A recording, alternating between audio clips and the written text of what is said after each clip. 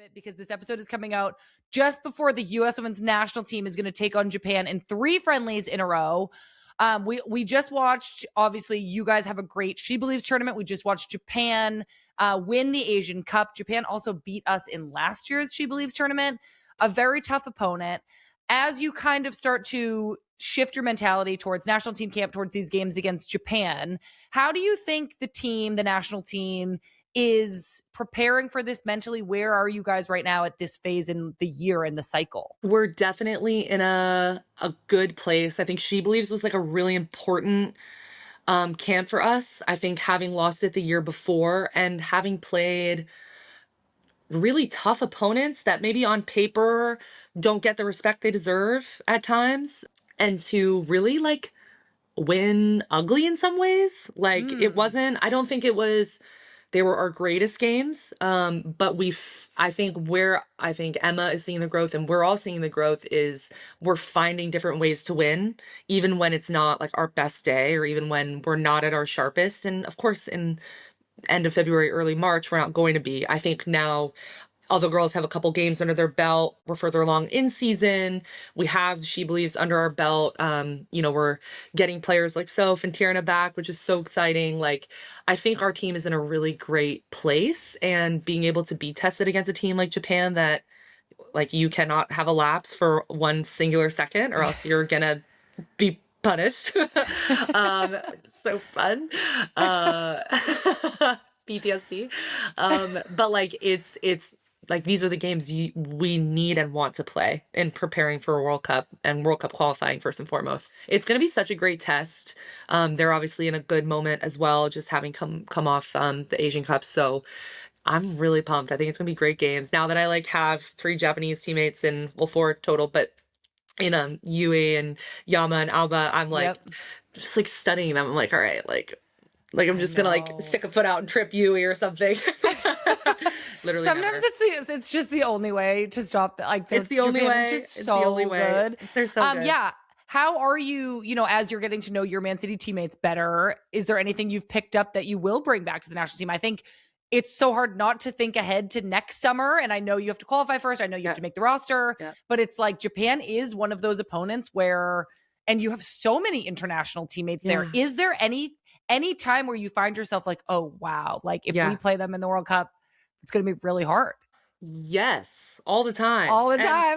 Literally all the time. I'm like, oh gosh, like, of course, all the time I am watching the players on our team and I'm like, wow, okay, well, that's going to be fun. But I think in my being here, again, I talk about like being prepared, and I feel like being exposed to so many different kinds of players and so many different like styles of playing, whether that's the individual player, of course, that like is coming from the national team, is such a amazing way, I feel like, that I'm getting to prepare for everything that is coming. And not that, you don't get that in the NWSL, because I do think you do in many ways. I do think it's just like another level of diversity of player, which is so cool. But yeah, I mean, oftentimes I'm like, oh, well, that one's going to be fun and this one's going to be fun. And like, and it's just such an exciting time again in the women's game, in that it is more competitive than it's ever been.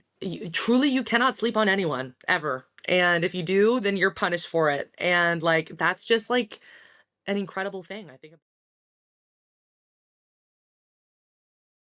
I do. And I saw that, in around earlier this year, you had some comments that you had made had come out, and I felt like they were really representing the U.S. women's national team really well. I know that you lead your life professionally and personally with so much grace, and I think that you are the exact type of person who can and is and should be speaking about this. I just think a lot of Americans right now are struggling with what it means to represent the United States. And as somebody who, wore this crest through really difficult times in our country, I have been thinking a lot about that lately as well. Yeah. And so it might sound like kind of a vague question. No. And I really just want to give you a platform to, share what it is that you're feeling. Yeah. But how do you feel when you wear the crest, when you represent our country, and what is the kind of duty and standard that you think applies to players in the U.S. women's national team?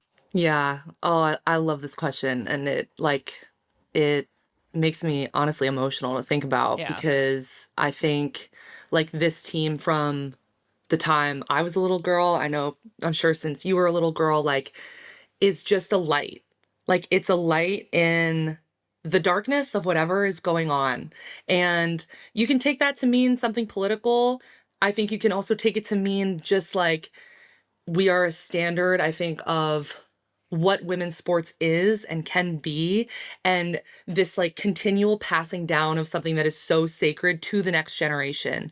And that is not something I take lightly or for granted. And I think like it is no secret that we are in this incredibly tumultuous time in our country's history. It is dark, and being outside of the US right now has given me like such a new perspective on that. It's heartbreaking. Like we have civilians being killed in the street. We have a plethora of injustice and discrimination against marginalized groups of people.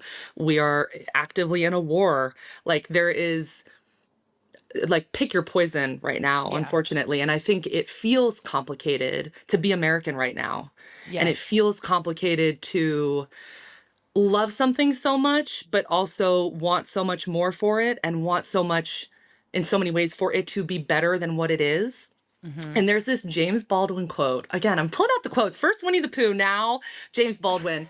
And Covering the he gamut. he is a little bit, I would say, more well thought out than Winnie the Pooh. It's a James Baldwin quote I love and I feel like puts what I have been feeling um perfectly. And it's that, and I'm paraphrasing, so forgive me, but it's I love America more than any other country in the world, and that's why I insist on criticizing her perpetually.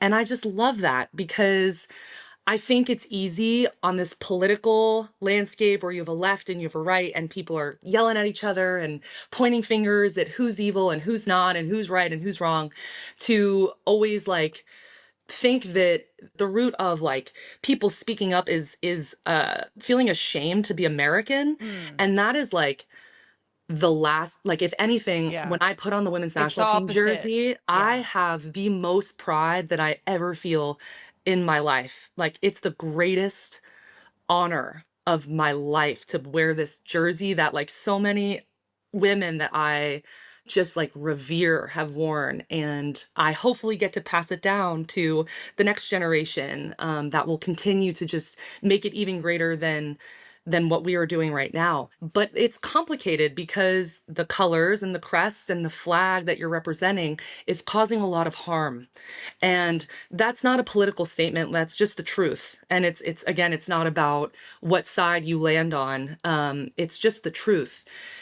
But because like James Baldwin says, because I love this country, I love and I'm so proud to be American. Like we were talking about here with being at City, like I love when they make fun of me and like my accent and how I am and I tuck in my shirt and I do this. Like these are such American qualities, like being so hoorah and like cheering people on, and like they're things I'm deeply proud of and deeply proud to be. I'm not proud of what we're doing, and I'm not proud of who we are right now. And that's why I insist on criticizing her perpetually. We all share the same feeling in a way of like, we love this country and we want her to be the best she can be and to protect her citizens and to be this light to the world. And I feel like, again, long-winded answer, but like that is what the women's national team is to me. And so all that to be said, like I do think using this platform is a privilege.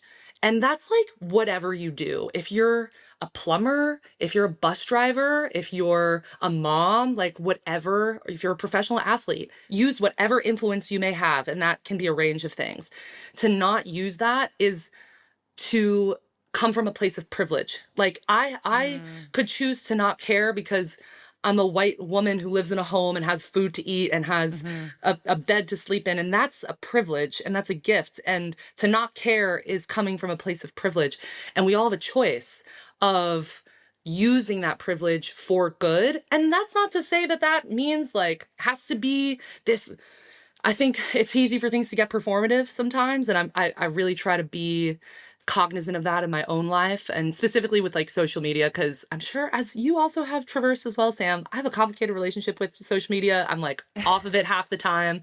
And so for me, I'm like, so what does using my platform look like? What does using my voice look Mhm. like? What does using this gift I've been given of just like having some influence look like? Is it nonprofit work? Is it having conversations with teammates? Mhm. Is it getting involved with an organization? Is it using social media? Like, I think there's so many wonderful ways that you can use your influence and platform for good. But I think when I think of the women's national team, that is a non negotiable, is like, we will use this for good and we will use this to leave all that we have found better than we found it, and to kind of continue this just like generational standard of like, this team is a light and we will never not be that. And like right now we are in one of our darkest moments just like as a country, and I think the opportunity for us to be that light has like never been more prevalent than it is right now, and that gives me a lot of hope.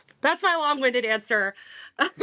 I mean, Sam, that was like really beautiful. I'm so touched and grateful that you could and chose to share all that. That answer I think is going to touch so many people who listen to this. I think what I do want to say is that, on in my experience with the national team, I had Becky Sauerbrunn and Megan Yes. Rapinoe and Kristen Yeah. Press helping shape the narrative and the decisions of the national team during all of these really difficult moments that we faced Yeah. as a team, where we felt like we had to say something, stand up, turn Yeah. our warm-up jerseys inside out, all these really difficult Yeah. moments of like, what does this mean to represent the country, to represent the national team, to listen to the national anthem, like all Yeah. of these moments. I had such incredible like leadership guiding me, and I Yeah. think in hearing you talk about this, again, the young players up and coming on this team need that, and you Yeah. are becoming that. And Yeah. I think we're so lucky to have somebody like you who can speak so eloquently about it, and who can